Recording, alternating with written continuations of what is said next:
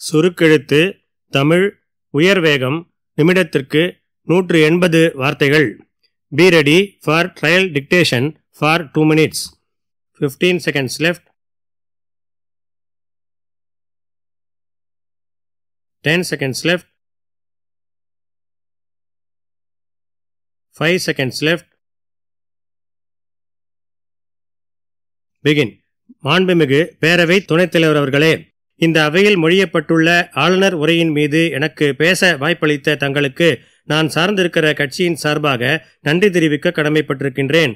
இது மக்களின் எதிர்பார்ப்புகளை நிறைவு செய்யும் ஓர் உரை. வரும் ஆண்டில் இந்த அரசின் செயல் திட்டங்கள் மற்றும் கொள்கை நிலைப்பாடு குறித்து இந்த ஆளுநர் உரையில் சிறப்பாக குறிப்பிட்டிருப்பது பாராட்டத்தக்கது. இங்கு உரையாற்றிய மாண்புமிகு உறுப்பினர்கள் சிலர் அங்கொன்றும் இங்கொன்றுமாக ஒரு சில குறைபாடுகளை எடுத்து கூறினார்கள். எனினும் பொதுவாக பார்க்கும்போது கட்சி பாகுபாடின்றி அனைவருமே பாராட்டக்கூடிய உரையாகத்தான் இது உள்ளது என்பதை சுட்டிக்காட்ட கடமைப்பட்டுள்ளேன். ஒட்டுமொத்த மக்களுடைய வளர்ச்சிக்கு வழிவகுக்கின்ற வகையில் பல திட்டங்கள் இந்த உரையில் சொல்லப்பட்டுள்ளது என்பதை நான் மாண்புமிகு உறுப்பினர்களின் கவனத்திற்கு கொண்டு வர விரும்புகிறேன். இங்கே தொழில் முதலீட்டை பெறவும் வேலை வாய்ப்புகளை பெருக்கவும் சிறப்பு திட்டங்களை வகுத்துள்ள மாண்புமிகு முதலமைச்சர் அவர்களுக்கு பாராட்டுகளை தெரிவித்துக் கொள்கிறேன். தேர்தல் நேரத்தில் வெளியிடப்பட்ட வாக்குறுதிகளை படிப்படியாக அரசு நிறைவேற்றி வருவதை காண முடிகிறது.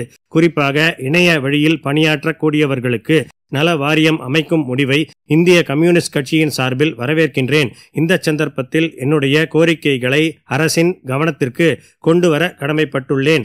ஊரக வளர்ச்சித்துறை மற்றும் நகராட்சிகளில் பணியாற்றும் ஒப்பந்த பணியாளர்களுக்கு பணி பாதுகாப்பும் காலமுறை ஊதியமும் வழங்க வேண்டுமென்று முதற்கண் வலியுறுத்த விரும்புகிறேன். அதேபோல போராடி கொண்டிருக்கும் அரசு ஊழியர்களின் கோரிக்கையை ஏற்று பழைய ஓய்வூதிய திட்டத்தை அமல்படுத்துவதில் அரசு அக்கறை செலுத்த வேண்டுமென்று கேட்டுக்கொள்ள விரும்புகிறேன். அடுத்தபடியாக கோயில் நிலங்களில் உள்ள ஆக்கிரமிப்பு சொத்துக்களை கைப்பற்றியுள்ளதை நான் வரவேற்கிறேன். அதே நேரத்தில் கோயில் நிலங்களில் குடியிருப்பவர்களையும் விவசாயம் செய்பவர்களையும் கருணையுடன் அணுக வேண்டும் என குறிப்பிட்டு சொல்ல விரும்புகிறேன். அடுத்ததாக மருத்துவத்துறையில் மருத்துவ பணியாளர் தேர்வு வாரியம் மூலமாக பணியமர்த்தப்பட்டுள்ள செவிலியர்களின் பணி நிலைகள் குறித்து ஆழ்ந்த யோசனை செய்ய வேண்டும் என்று கேட்டுக்கொள்கிறேன்.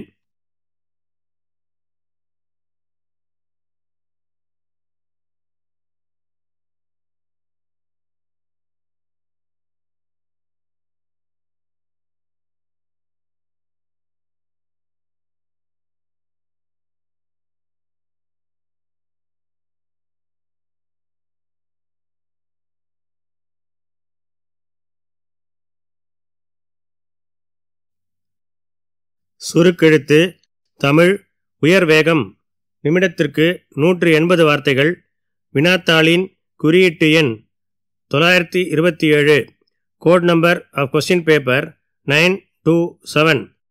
படிக்கப்பட்டதை சுருக்கெழுத்தில் எழுதி கொள்ள வேண்டும். சுருக்கெழுத்தில் எழுதி கொண்டதை அதற்கு நேரான விரிவெழுத்தில் எழுத வேண்டும். சுருக்கெழுத்து திறனுக்காக 10 மதிப்பெண்கள் ஒதுக்கப்பட்டுள்ளன. விரிவெழுத்தில் எழுதும்போது கையெழுத்து தெளிவாக இருப்பதுடன் வரிகளுக்கிடையே உரிய இடைவெளி இருக்க வேண்டும். Be ready. 30 seconds left.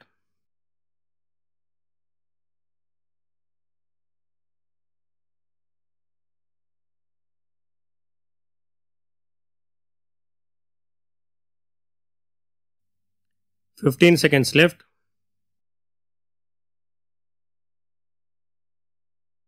10 seconds left. 5 seconds left. Begin. மாண்புமிகு துணைத் தலைவர் அவர்களே, ஆளுநர் பேருரைக்கு நன்றி கூறும் தீர்மானத்தின் மீது உரையாற்ற அனுமதியளித்த தங்களுக்கு எங்களது கட்சியின் சார்பாக நன்றி பாராட்ட கடமைப்பட்டுள்ளேன். ஆளுநர் உரையில் குறிப்பிடப்பட்டுள்ள திட்டங்களில் எண்ணிக்கைகளை மட்டும் நான் பார்க்கவில்லை. மக்களுக்கான திட்டங்கள் கொண்ட உரையாகத்தான் நான் இதை பார்க்கிறேன்.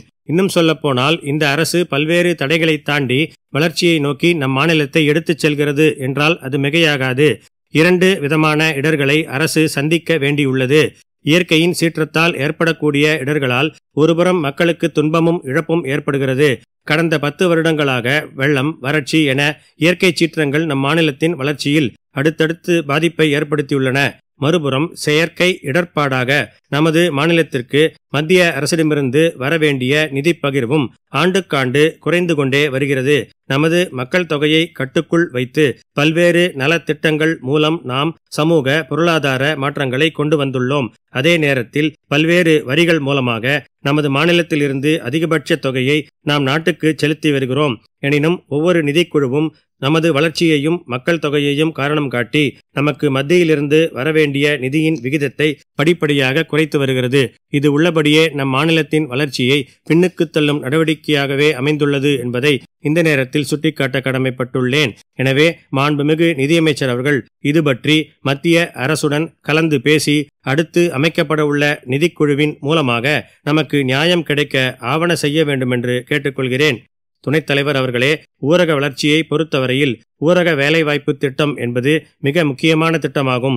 கிராம பொருளாதாரத்தை மேம்படுத்துகிற அதே நேரத்தில் அங்குள்ள ஏழை எளிய மக்களுக்கு வேலைவாய்ப்பு வழங்கி வளர்ச்சி திட்டங்களில் அவர்களுக்கு பங்கு வழங்கும் அற்புத திட்டம் என்றால் அது மிகையாகாது.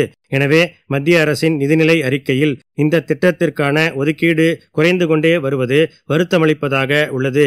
எனினும் மாநில அரசு இந்த திட்டத்தை சிறப்பாக தொடர நடவடிக்கை எடுக்க வேண்டும் என்று கேட்டுக்கொள்கிறேன். அதே நேரத்தில் வேலை உறுதியளிப்பு திட்டத்தில் தினசரி வழங்கப்படும் ஊதியத்தை ரூபாய் 300ஆக உயர்த்த வேண்டுமென்று நான் இந்த சந்தர்ப்பத்தில் கேட்டுக்கொள்ள ஆசைப்படுகிறேன். அடுத்தபடியாக உயர்கல்வித்துறை குறித்து 1-2 கருத்துக்களை முன்வைக்க விரும்புகிறேன். உயர்கல்வி படிப்போருக்கு உதவித்தொகை வழங்குவதில் சில சிரமங்கள் உள்ளன. ஒரு சில படிப்புகளுக்கு கல்வி கட்டணத்தை நிர்ணயிக்கும் குழுக்கள் இன்னும் அமைக்கப்படவில்லை. விரைவில் அந்த கல்வி கட்டணத்தை நிர்ணயித்து அதற்கேற்ப உதவித்தொகைகள் வழங்க வேண்டும் என்று கேட்டுக்கொள்ள விரும்புகிறேன். அதே நேரத்தில் பழங்குடியின மாணவர்களுக்கு கல்லூரிகளில் 1% இடம் மட்டுமே ஒதுக்கப்பட்டு வருகிறது. இதனால் அதிக பயன் கிடைக்கவில்லை. ஏனென்றால் பழங்குடியினர் மாநிலத்தின் அனைத்து பகுதிகளிலும் பரவலாக வசிப்பதில்லை. அவர்கள் பெரும்பாலும் மலைப்பகுதிகள் உள்ள மாவட்டங்களிலேயே அதிகமாக உள்ளனர். எனவே மலைப்பகுதிகளில் வாழும் பழங்குடியினர் பயன்பெற மையப்பகுதியான சேலத்தில் தனியே ஒரு கல்லூரி அமைக்க வேண்டுமென்று இந்த நேரத்தில் அரசை கேட்டுக்கொள்கிறேன். அதே நேரத்தில் அந்த கல்லூரியில் 50 விழுக்காடு அளவுக்கு பழங்குடியின மாணவர்களுக்கு ஒதுக்கீடு வழங்க வேண்டும் என்பதையும் அரசின் கவனத்திற்கு கொண்டு வர கடமைப்பட்டுள்ளேன். அப்போதுதான் அவர்களுக்கு அது பயனுள்ளதாக அமையும் என்பதை உறுதியாக சொல்லிக்கொள்ள விரும்புகிறேன். அடுத்தபடியாக இங்கே பேசிய பல உறுப்பினர்கள் போக்குவரத்து தொழிலாளர்களின் ஊதிய உயர்வு பற்றி எடுத்துச் சொன்னார்கள். எனக்கு தெரிந்தவரையில் இந்த பிரச்சினை சுமார் 10 ஆண்டு காலமாக இருந்து வருகிறது. தற்போது எதிர்க்கட்சி வரிசையில் உள்ள மாண்புமிகு உறுப்பினர்கள் ஆட்சி பொறுப்பில் இருந்தபோதும் இப்பிரச்சினை இருந்து வந்தது. எனவே தொழிற்சங்கங்களை அழைத்து பேசி ஊதிய ஒப்பந்தம் செய்வதோடு நிலுவையில் உள்ள ஓய்வூதிய பயன்களையும் வழங்க வகை செய்ய வேண்டும் என்று வேண்டி விரும்பி கேட்டுக்கொள்கிறேன். அதேபோன்று போக்குவரத்து கழக பணியாளர்களின் வைப்பு நிதி அரசால் இதர பணிகளுக்கு பயன்படுத்தப்படுவதாகவும் குற்றச்சாட்டுகள் வந்துள்ளன. எனவே அதையும் தவிர்க்க வேண்டும் என்று கேட்டுக்கொள்கிறேன். அடுத்து விவசாய உற்பத்தி பொருட்களை நமது விவசாயிகள் எளிதில் விற்பனை செய்ய இன்னும் அதிக அளவில் ஒழுங்குமுறை விற்பனை கூடங்களை கட்ட வேண்டும் என்று கேட்டுக்கொள்கிறேன். அதே நேரத்தில் பல நேரம் அவர்கள் விளைபொருட்களை கொண்டு வந்து காத்திருக்கும் வேளையில் மழை ஏற்பட்டு அவை வீணாகக்கூடிய அவல நிலையை பார்க்கிறோம். எனவே ஒழுங்குமுறை கூடங்களில் உரிய பாதுகாப்பு வசதிகளை செய்து தர வேண்டும் என்று சுட்டிக்காட்ட விரும்புகின்றேன். தற்போது நமது மாநிலத்தில் சுமார் 20 லட்சம் டன் அளவுக்கு ரசாயன உரங்கள் பயன்படுத்தப்பட்டு வருகின்றன. இதனால் மண் வளமும் பாதிக்கப்பட்டு மக்களுக்கு பல்வேறு நோய்களும் ஏற்படுகின்றன. எனவே இதனை படிப்படியாக குறைத்து இயற்கை உரங்களை பயன்படுத்த வேண்டும் என்று அரசை அன்புடன் கேட்டுக்கொள்ள கடமைப்பட்டுள்ளேன். இறுதியாக பொது சுகாதார துறையை பொறுத்தவரை புறநகர் பகுதிகளில் அனுமதியின்றி இயங்கும் சாலையோர கடைகள் தங்களது கழிவுப் பொருட்களை இரவு நேரங்களில் சாலையோரங்களிலும் ஏரிகளிலும் கொட்டி வருகின்றன. இக்கடைகளின் உரிமத்தை ரத்து செய்ய வேண்டும் என்று கேட்டுக்கொண்டு வாய்ப்பளித்த தங்களுக்கு நன்றி தெரிவித்து இத்துடன் என் உரையை நிறைவு செய்கிறேன்.